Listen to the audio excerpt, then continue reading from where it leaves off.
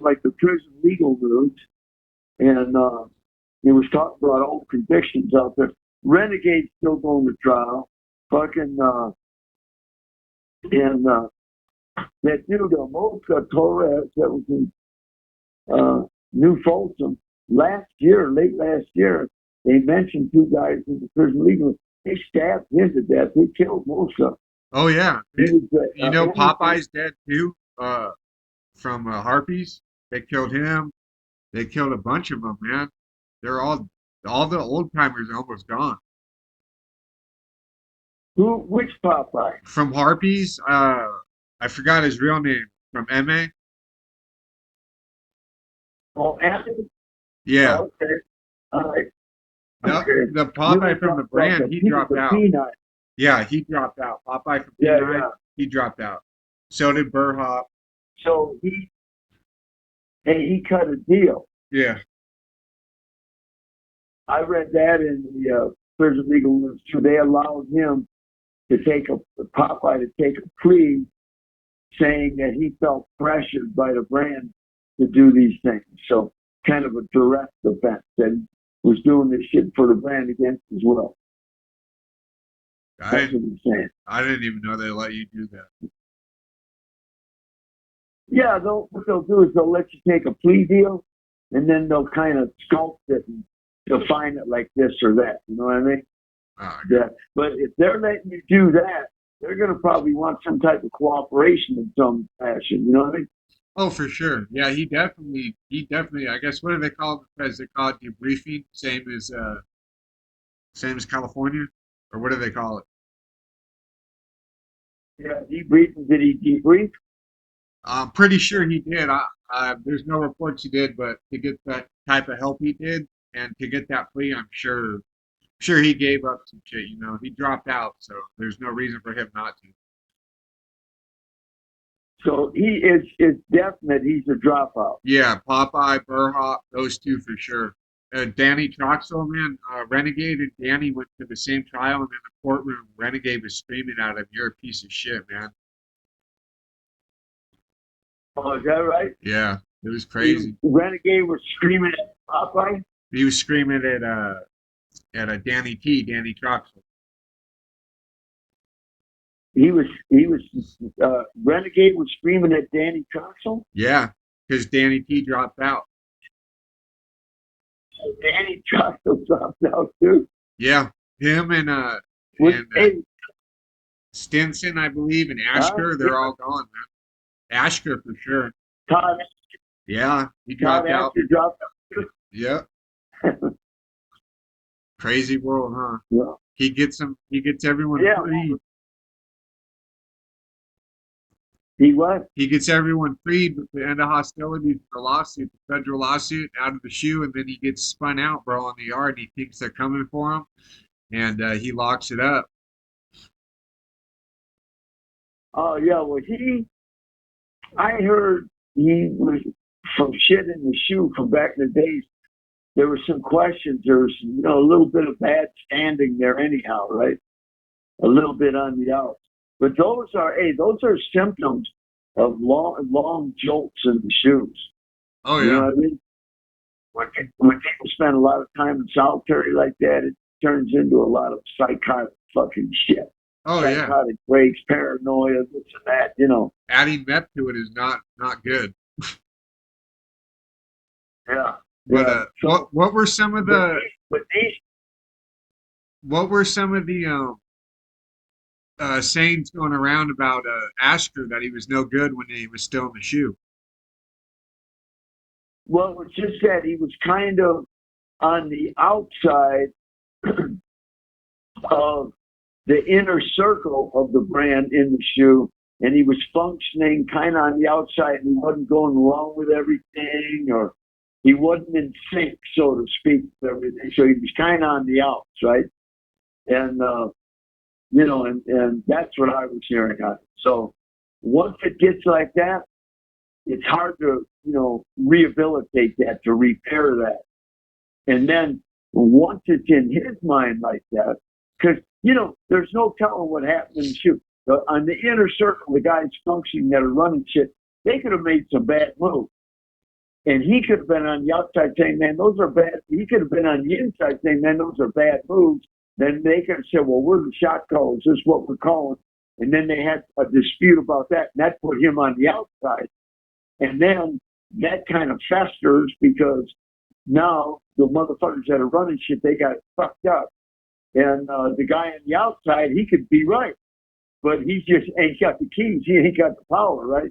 So he's getting crossed out. So when he hits a main line, now he's tripping that, oh man, these motherfuckers got me in the hat. They're going to try to hit me because I was calling them out on their bullshit. You know what I'm saying? Yeah. That works like that too. Listen, I'm going to tell you, that's what happened to me and Barry. I told Barry, he was trying to set brothers up on calling them fucking informants. There was no evidence. And so I went to all the fellas and told, look, this is what he's doing. And, you know, our law, you can't get involved in that shit that you do. Anybody gets hurt based on this bullshit and false information, everybody involved can get fucking whacked. That's how that shit is. So Barry didn't appreciate it. I'm going to fuck you in the wrong. We him right there on the chair. Hey, what's up? But the bottom line is, we get no hedge policies, so we don't get fights and end up killing each other. But hey, we're both commissioners, so we could have went off the side, got some knives out if you want. Now Barry's a killer, but Barry's an ambusher. And Barry knows, you know, I'm an ambusher too, but I'll fight your head up with a piece of steel too. You know, I've been doing that shit all my life. So the thing is, he ain't trying to do that. So once I got removed out the set, that was Kevin Roach that got us separated. Then Barry started expressing animosity. Kevin Roach is feeding that to the police. That's what got us put all on separation. So I can dig it. Sometimes dudes that are right get crossed out. And when they get crossed out, then they get put on separation. The government will put you on separation. I filed on it, grievance on it, wrote sworn declarations, had everybody sign it. I'm trying to get out of wreck them fucking guys. And the ones that we got problems, we're going to deal with that shit. And the government wouldn't look. They just wouldn't go for it. Yeah. That's why I told Mac when I seen him down in Kansas, I told him, well, that's the end of it. You know, motherfuckers, when they retire from, you know, their job, they get a gold fucking watch or something. Well, send me my little gold rock or something because I'm out. This shit's over. They ain't letting us get together no more. And I'm not going to sit in a hole somewhere, just sit there isolated because I can't go in a yard with people I've been affiliated with for, you know, decades and now be stuck in the hole because they're saying, well, you belong to this and whatever, so we can't put you over here because you belong to this and you guys got separations over there. So can I ask you a question? Put you back with it. Yeah. So since they separated in that, did you ever have to debrief, or did they did all that? They separated you, and then they sent you to California, and then they put you on the SMI. Is that what happened, or? Okay. No, here's what happened. So they came to me in the feds to debrief.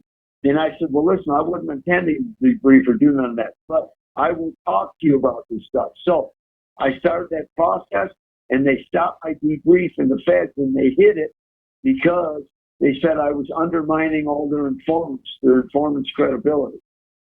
So they got rid of that and sent me out to California. That's when the SSU lieutenant, Dan Smith, came to me and said, listen, man, we got these yards. I didn't know anything about SMY yards. He says, we got these yards that are just normal yards, green grass, you get jobs, blah, blah, blah. You're not locked down. It's for people that are done with the pitch for whatever reason, that it's over. It's just over. And that's when I told him to sign me up. He said, well, you got to talk to one of our guys, an SSU guy, and basically do the debriefing. I said, all right. So I sat down and I gave him just like, listen, I gave him basically the facts on where it was, how me and Barry was beefing and this and that because of he was setting people up and all that. They said, okay, that's good. They gave it to the LEIU, Law Enforcement Investigative Unit, which is what the SSU is about. They accepted it, says you're good to go because they do. They respect the fact that these guys are legal. And Jackson wasn't trying to leak that check, but we aren't letting them get together. That's all there's to it because we know they're going to start killing each other. So it's over. And that's why the FSU in California said, all right, you're good. And I ended up in on B yard in Pelican Bay. And then they didn't want me on B yard in Pelican Bay, period. They didn't want me in Pelican Bay, so they sent me down to corporate to set up. Yeah, man, it's a So, good thing, man. They would have hit you on the main line. The word would have came back. Someone would have got you. So it's good you just went out the line. or I would have got one of them. Yeah. That ain't a one-way street. Listen, everybody I know that's been killed, they all contribute to their own demise. Every fucking one of them. What happens is you call rocking a motherfucker. You rock and tell them, oh, don't worry, everything's good, everything's smooth, it's getting straightened out. You're rocking them straight. And you're setting them up, then a crew comes in and hits them. Listen, I've been in this life my whole life. I know the game. I read motherfuckers real clear, real easy. Listen. I've been in lethal environments my whole life, and I'm still alive. I read shit real clear, and it's not extreme paranoia or nothing, but a little bit of paranoia will keep you alive. Once I pick up the five, listen. Sometimes it's your body language, sometimes it's how you look through your eyes, or sometimes it's the body language you're not doing, or how you're not looking through your eyes, or what you say, or what you don't say. There's messages in all of it. And when you lived in equal environments all your life, you know how to read that shit. So as soon as I start seeing that they ain't acting right or speaking right or looking through their eyeballs right, I know what time it is to get my shit and I hit them first. That's how that's going down. Yeah, but then you pick up another case that you don't need. Well, but that's the downside of that. So choose something. Live or die. Yeah. If you live, you pick up another case. You pick up another case. If you choose not to pick up another case, well, then you die. Yeah. So choose something. And that's like the old saying, man. I'd rather be tried by 12 than carried by 6. Yeah. No, I mean, if it's your life on the line, I agree. It sucks you pick up another case for defending yourself.